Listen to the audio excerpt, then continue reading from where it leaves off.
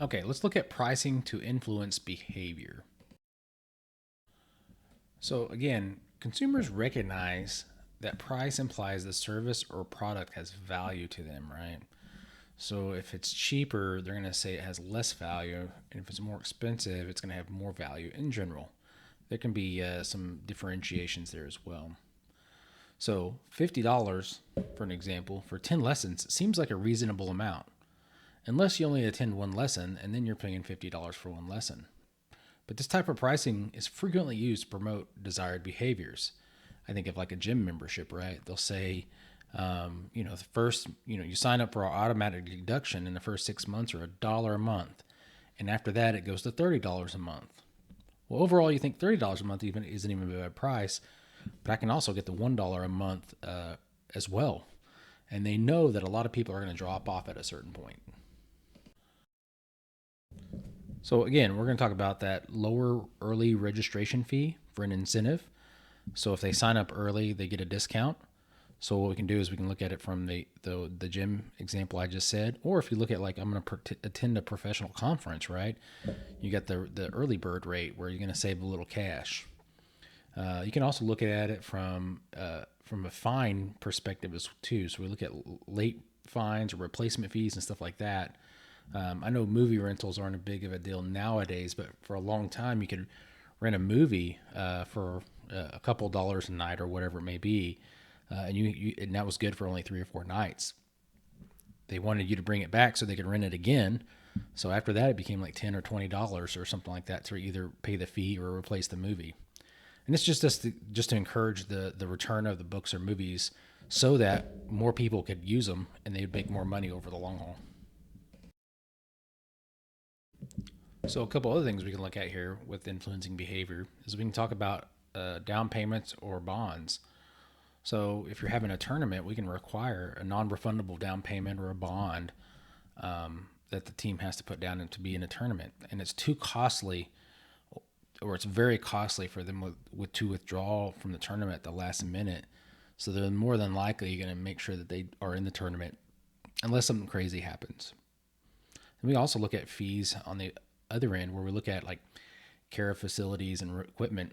So if we're looking at we want somebody to take care of it, they're renting it or whatnot, we can charge an assessment or charge a fee after we assess any damage or maintenance that needs to happen from equipment or areas, like a picnic area or something like that for a group gathering.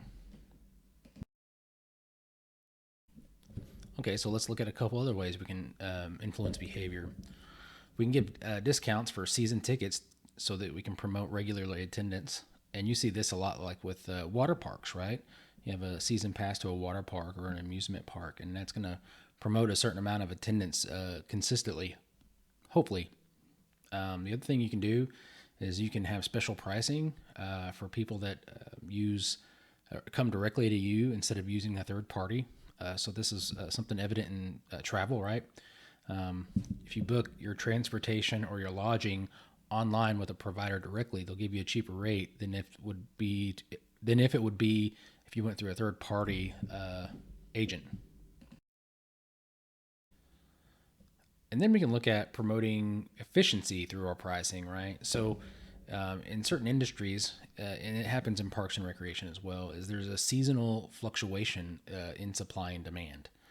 So, think about this like the ball fields are used more when the weather is nice and less when the weather is crappy. Indoor facilities, like your rec center, are probably used more when the weather isn't so great and less when it's nice outside. So what we can do is we know the demand can exceed supply, and the supply can exceed demand, in regards to these fluctuations, right? So what we can do to kind of help alleviate that is we can raise prices during peak demand and lower prices during low demand. So people can pay a higher price for gym access in the winter months and lower in the summer months, for example. So then we can look at another type of efficiency pricing would be bulk pricing. This is when we're going to reduce the overall cost per unit if they agree to buy a certain number of units, right? Then we can look at two-tiered pricing. So we have a base cost for the base experience or the base service, right? And then we can add on cost depending on what kind of additional things they want. I think about when you go to a zoo, right? You get the regular admission.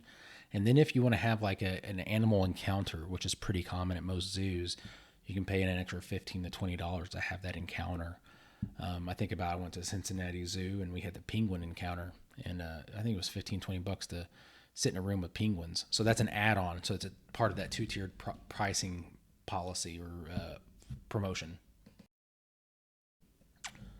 And then we can look at pricing to promote equity. So this refers to fairness in the allocation of resources. So it's really based on responses to the need and merit. So who needs our services or products the most, and who deserves them most as far as merit is concerned. And so there's not necessarily an equal distribution of our services and products. We're focusing on who may need them the most for however we determine that. Okay, so let's look at a couple different ways to look at equity pricing. So it can be used to promote equity by redistributing the wealth. So an easy way to look at that is adult versus youth admission cost, right? So if we had one cost for everybody, you probably have youth a lot less likely to attend, whether that be their parents aren't willing to pay for them to enter, or youth not having the money to pay for it themselves. Either way.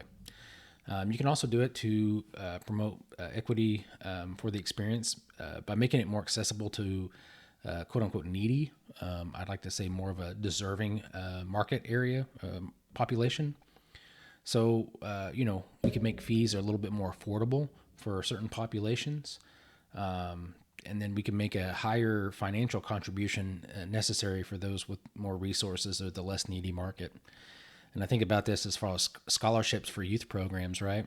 I know I worked for Rec Center and we had a golf program in the summer. And the students, if they were eligible for reduced or free meals through the school system, they were also eligible for reduced or free tuition, if you would, or fees to have the program.